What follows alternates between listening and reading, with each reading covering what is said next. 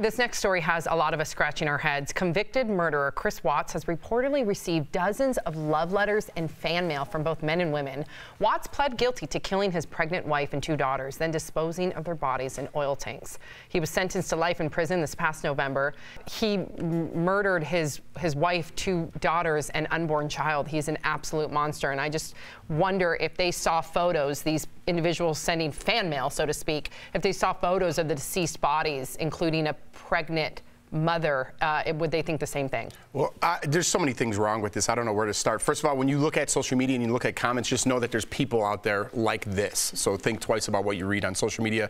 And 2, I mean, I hate to say this because people are always so compassionate and want this or that. This person shouldn't be alive. He should be dead. When you have a brutal crime like this and you kill your family, now you have a chance to pass your sperm onto someone else with conjugal visits, and you're going to live a nice life with pen pals all over the United States. This is disgusting. And it's something that needs to change. Why is he allowed to Other have people mail? wrote that in too. Like maybe he could have a list of like maybe his closest family members. But why are we allowing this? I agree. Why would he even have that luxury? I have zero idea why that's allowed. I was going to ask you, Tori. I mean, is that going against some of his constitutional rights to not receive mail and to not? There has to be like a law that's allowed, because you know the prison isn't super psyched for this to be going on either.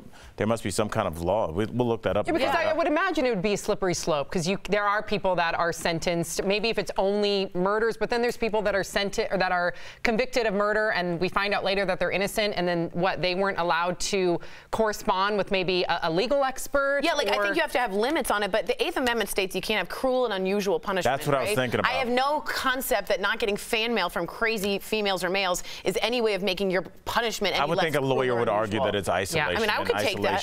They could definitely argue that, but I would argue against it. Yes, me too. Interesting. I'm not on Chris Watts' side. I don't want to take a really hard stand on this. He's a bad guy. Horrible. Yeah. May he rot in jail.